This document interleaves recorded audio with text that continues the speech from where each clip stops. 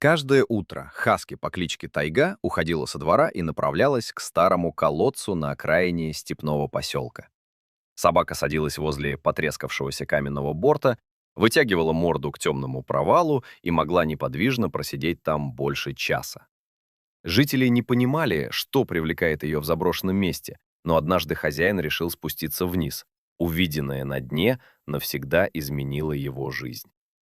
Николай Григорьевич Савельев жил в небольшом поселке Акбулак на западе Казахстана. Вокруг тянулись сухие равнины, низкие холмы и выцветшие дороги, над которыми почти всегда гулял горячий ветер. Мужчине было за 60. Он держал овец, коз, кур и небольшой огород возле старого дома. Каждый день начинался одинаково. С рассветом Николай открывал сарай, раздавал корм, проверял поилки, чинил изгородь и только потом садился пить чай на крыльце. Такая размеренная жизнь его полностью устраивала. Тайга появилась у него 5 лет назад. Рабочие нашли молодую бело-серую хаски возле трассы с оборванным поводком и привезли в поселок. Прежних хозяев отыскать не удалось, поэтому собака осталась у Николая.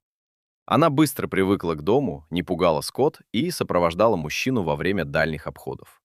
Тайга редко лаяла без причины и никогда не убегала надолго, поэтому ее интерес к старому колодцу сразу показался необычным. Колодец находился почти в километре от поселка, возле высохшего русла. Когда-то из него брали воду пастухи, но затем кладка частично обрушилась, а вода приобрела неприятный запах.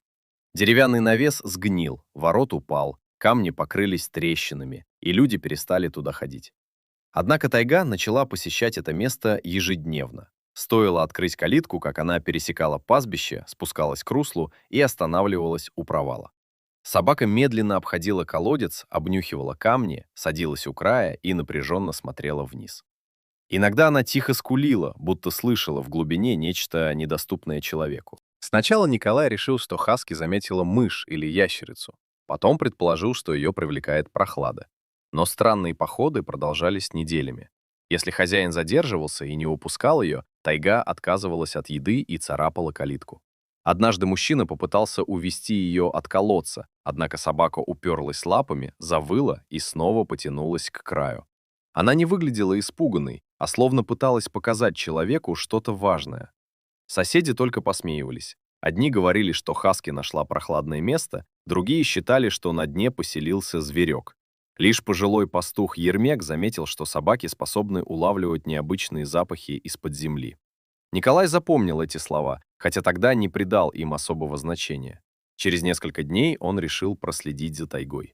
Собака привычно побежала через степь, но возле колодца повела себя тревожнее обычного. Она несколько раз втянула воздух, подняла голову и негромко залаяла. Подойдя ближе, Николай почувствовал тяжелый маслянистый запах, напоминавший топливо для старого трактора. Он наклонился над провалом, но солнечный свет проникал лишь на несколько метров. Мужчина бросил вниз небольшой камень. Вместо плеска раздался странный вязкий шлепок.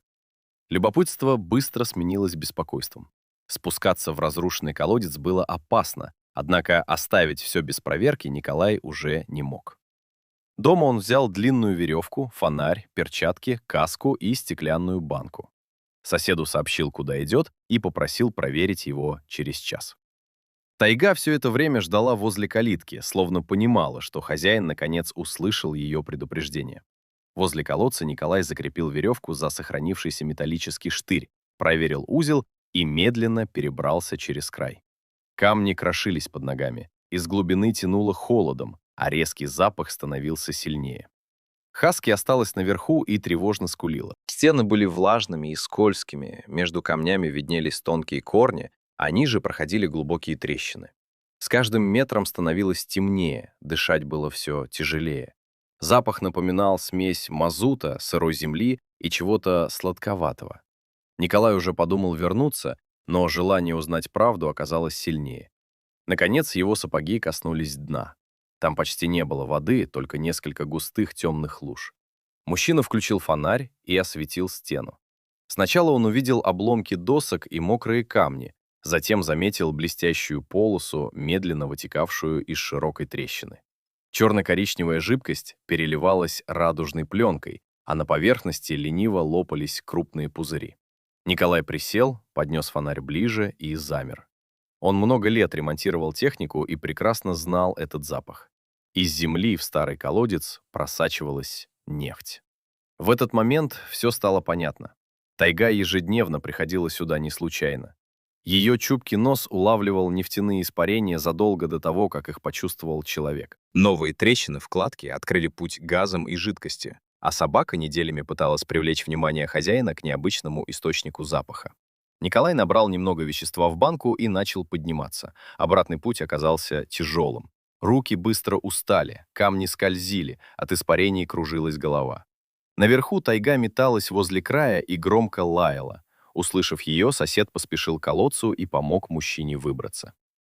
Николай долго сидел на сухой траве, восстанавливая дыхание. Собака прижалась к нему боком и внимательно смотрела в лицо, словно ждала подтверждения, что ее, наконец, поняли. Вечером фермер связался с районной администрацией. Сначала его рассказ восприняли настороженно, но после упоминания образца информацию передали специалистам. Через несколько дней в Акбулак приехали геологи. Они осмотрели колодец, взяли пробы жидкости и грунта, измерили концентрацию газов и начали исследовать окрестности. Анализ подтвердил, что найденное вещество является природной нефтью. Более серьезные работы продолжались несколько недель. По степи прошла специальная техника, появились временные буровые установки. Специалисты проводили замеры и брали образцы на разных участках. Окончательное заключение поразило весь поселок. Под землями, возле высохшего русла, находилась перспективная нефтеносная структура, незамеченная во время прежних исследований. Старый колодец случайно пересек трещину, по которой нефть поднялась ближе к поверхности. Без разрушившейся кладки и удивительного обоняния тайги открытие могло не состояться еще много лет. Вскоре начались переговоры об использовании территории. Николаю предложили компенсацию и долю от будущего проекта, поскольку часть месторождения находилась под принадлежавшей ему землей. Для человека, привыкшего считать каждую покупку, названные суммы казались невероятными. Но главным условием мужчины стала безопасность жителей и сохранение пастбищ. Он не хотел, чтобы внезапное богатство уничтожило привычную жизнь Акбулака. После проверок вокруг поселка появились новые дороги, линии электропередачи и рабочие места. В школе заменили крышу, медицинский пункт отремонтировали, а несколько молодых семей смогли остаться дома, не уезжая в город. Николай тоже стал обеспеченным человеком, однако почти не изменил своих привычек. Он купил надежный трактор, починил дом, помог соседям и отложил остальное для детей и внуков. Тайге построили просторный утепленный вольер, но она по-прежнему предпочитала старый коврик возле крыльца. После приезда геологов Хаски перестала ежедневно ходить к колодцу. Иногда она поднималась на холм и смотрела в сторону огороженного участка, но больше не проявляла тревоги, будто ее задача была выполнена. По вечерам Николай сидел рядом с собакой и вспоминал, как долго принимал ее настойчивость за обычную причуду. Тайга не могла рассказать о находке словами, поэтому снова и снова возвращалась к одному месту, надеясь, что человек последует за ней. Именно ее терпение превратило разрушенный колодец в ключ к огромному открытию. Но для Николая главным сокровищем стали не нефть и не деньги. Сильнее всего его поразило, насколько внимательно животные воспринимают окружающий мир и как настойчиво способны предупреждать людей о том, чего те не замечают.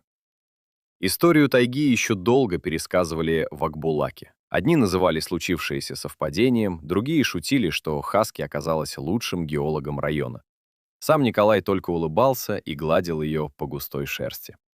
Он точно понял одно: когда верный друг настойчиво пытается показать что-то важное, не стоит отмахиваться. Иногда за странным поведением животного скрывается тайна, способная полностью изменить человеческую судьбу. Дорогие зрители, как вы думаете, действительно ли животные чувствуют то, что остается незаметным для людей? Поделитесь мнением в комментариях, поставьте лайк и подпишитесь на канал. До новых встреч!